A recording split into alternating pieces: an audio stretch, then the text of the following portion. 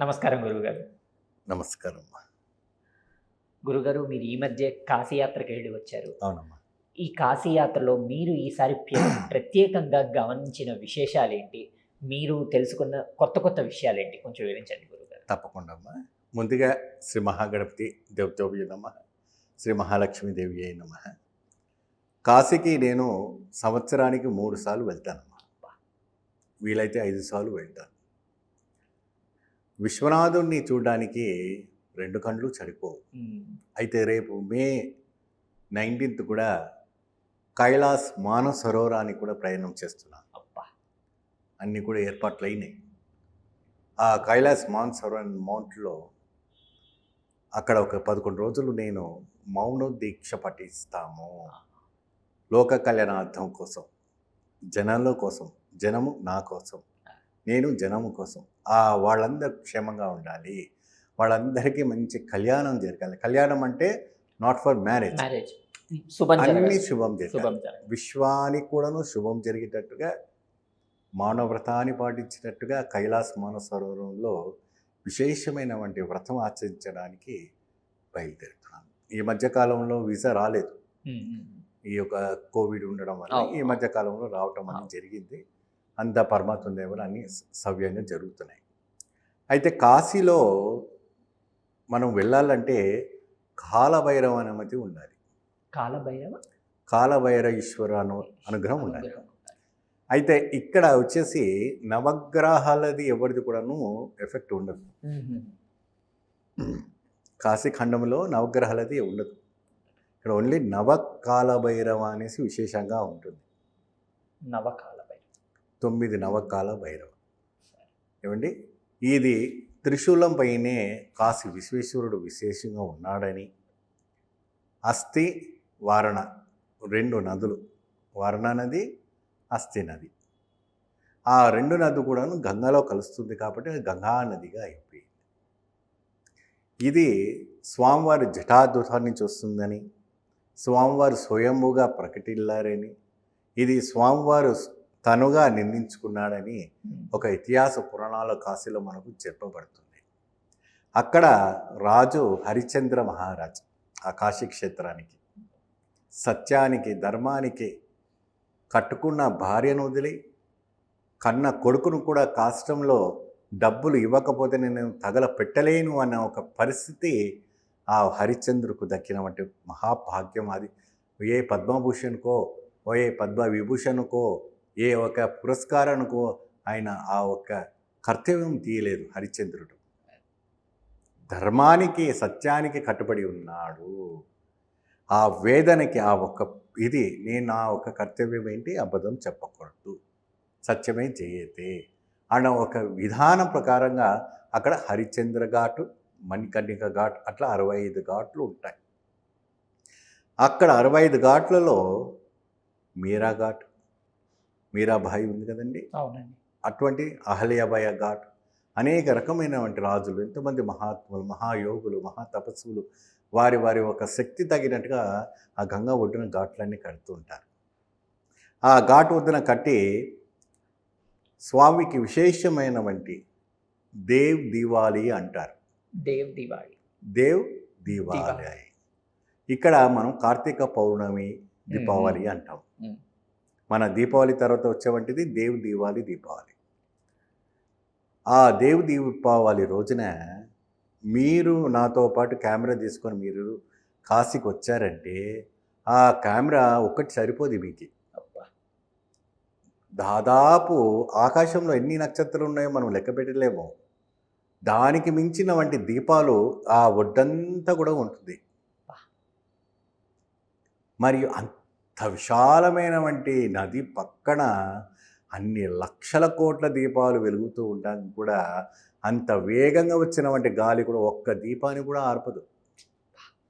మీరు నార్మల్గా బయట ఇప్పుడు పెట్టండి, తక్కువని ఆరిపోతుంది, 10 సార్లు గీకాలి మనం. కానీ కాశీలో అలా కాదు, ఒక్కసారి వెలిగించారంటే అది స్వామివారిలో జీర్ణమయ్యేంత వరకు వెలుగుతూ ఉంటుంది. అది ఏం మహిమనో, ఆ విశ్వేశ్వరుని యొక్క మహిమ. ఆ క్షేత్రానికి క్షేత్రపాలకురాలు వారాయిని. ఈ మధ్యకాలంలో వారాయి అమ్మవారి యొక్క వ్రతము వారాయని వ్రతము పూజ, వారాయని ఒక సహస్రనామము, అనేక రకమైనటువంటి పూజించడం వల్ల అతీతమైనటువంటి ఒక శక్తి రావటం అనేది జరుగుతుంది. ఆ శక్తి ఏంటి అంటే చేతబడి చేసిన, భానుమతి ప్రయోగం చేసిన దుష్టశక్తులు ఉన్న ఆ వారాయిని తొలగిస్తుంది, పారేస్తుంది அப்படின்னு ఒక గట్టి విశ్వాసం. అంత మాదిరి ఒక కైంకర్యంలో ఉంటుంది ఆ ఒక కాశీలో.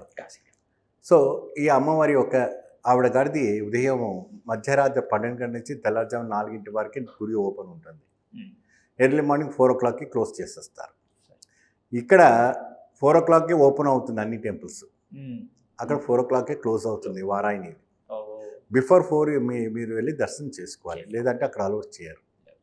ఆ రాత్రి అంతా కూడాను కాశీలో అంతమంది నిద్రపోతున్నారంటే వారాయిని మాత్రం కేవలం మహిమల వల్ల ఆవిడ గారు అక్కడ ఉన్నటువంటి ప్రేత భూత పేశాసులందరినీ తరిమిస్తుంది. ఒక పాజిటివ్ ఎనర్జీ శక్తి క్షేత్రపాలకురాలు, ఆ కాశీ విశ్వనాథునికి క్షేత్రపాలకురాలు. సో అంత మాదిరి ఒక కైంకర్యంతో అది అక్కడ అన్నపూర్ణేశ్వరి స్వయంభుగా నిలబడుతుంది.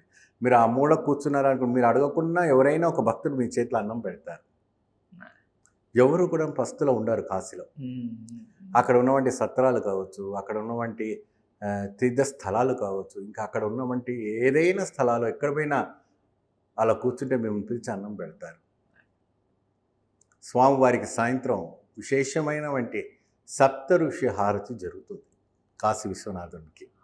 అది చూడ్డానికి 1000 కళ్ళు కాదు, 1,00,000 కళ్ళు కూడా సరిపోవు.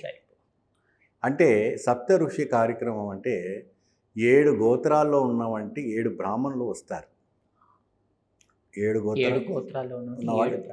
బ్రాహ్మణులు వస్తారు. వాళ్ళ ఎంబడి వాళ్ళ ఒక వంశకులు వస్తారు. అక్కడ వాళ్ళు కూర్చొని ఆ ఒక కాశీ విశ్వనాథునికి 45 నిమిషాల పాటు కూడా విశేషమైన వంటి ఒక ద్రవ్యముతో, అనేక రకమైన వంటి రసాయనాలతో, అనేక రకమైన వంటి పంచామృతంతో స్వామికి అభిషేకం చేసి అంటే అప్పుడు ఆ స్టాపింగ్ అది అప్పటి నుంచి ఇంకా లింగాన్ని తాకడానికి అర్హులు కారు.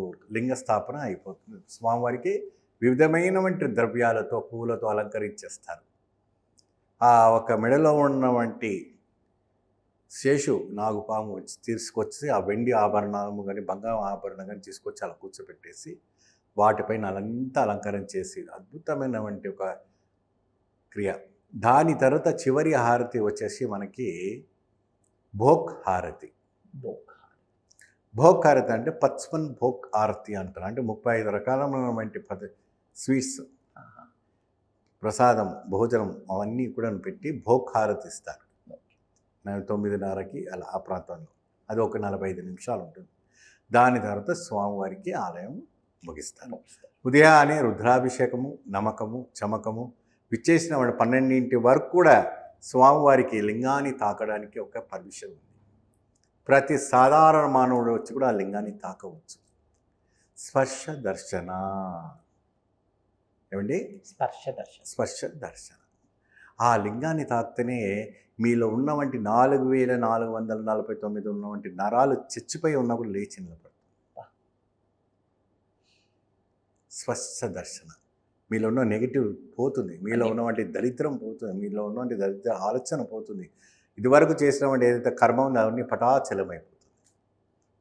కాశీలో అడుగు పెడుతుండగానే ముందుగా కాలభైరవ దర్శనం, అనంతరమే అన్ని విశేషమైనవంటి దర్శనం చేసుకోవాలని ఇతిహాస పురాణాలు చెప్పటం. అక్కడ 3 ఆహారతులు జరుగుతాయి కాలభైరవుడికి. దాన్ని దిగంబర హారతి. స్వామివారికి వివిధమైనటువంటి సింధూరంతో అలంకరించేసి అనేక రకమైనటువంటి వస్త్రము వేసి విధమైనటువంటి పదార్థాలు పెట్టి మద్యపానీయము నైవేద్యం పెట్టి పండ్లు పలహారాలు పెట్టి స్వామివారికి కాలభైరవుడికి చేసేవంటి హారతి. అక్కడ అష్టమి రోజున, అమావాస్య రోజున, దశమి రోజున ఈ యొక్క కాలభైరవుడికి విశేషమైనటువంటి కూష్మాండ బలి పూజ జరుగుతుంటుంది. ఆ కూష్మాండ బలి పూజ చేయడానికి 2 కళ్ళు చెడిపోయి దాంట్లో కుంకుమ ఎర్రటి పోస్తారు. అది రక్తంగా పారిపోతూ ఉంటుంది స్వామివారిది. అక్కడ కాశీకి వెళ్ళి వచ్చిన వంటి ప్రతి భక్తులు ఎవరైతే ఉన్నారో మీ ఇంటి దగ్గర ఉన్నటువంటి శునకానికి 108 గారెక మాల వేయాలి. గారెడు మాల, మినపప్పు మాల ఉంటుంది కదమ్మా, అది ఉప్పు లేకుండా దానికి గారెగా చేసి మాల వేసి ఆ శునకానికి పూజిస్తే కాలభైరవుడు సంపూర్ణ అనుగ్రహిస్తాడని ఒక ఇతిహాస పురాణం. కాశీకి చెప్పుకుంటూ ఉంటే ఒకరోజు 1 గంట చనిపోతుంది. అది చెప్పుకుంటూ ఇంకా ఎంతో ఉండాలి. కానీ వెళ్ళిన వారు, వెళ్ళొచ్చిన వారు, వెళ్ళబోతున్న వారు అదృష్టవంతులు. చాలా చక్కగా వివరించారు గురుగారు, ధన్యవాదాలు. జయ కాశీ విశ్వనాథ్ భగవానికి. అంతు చిక్కని రహస్యాలు, మరెన్నో మనకి తెలియని పురాతన కట్టడాలు, వాటి వెనక దాగిన నిజాలు, పూర్వీకుల ఆచారాలు, మరెన్నో మూఢ విశ్వాసాలు, ఇలా కాలగర్భంలో కలిసిపోతున్న రహస్యాల కొరకు సబ్స్క్రైబ్ చేయండి రహస్యవాణి ఛానల్.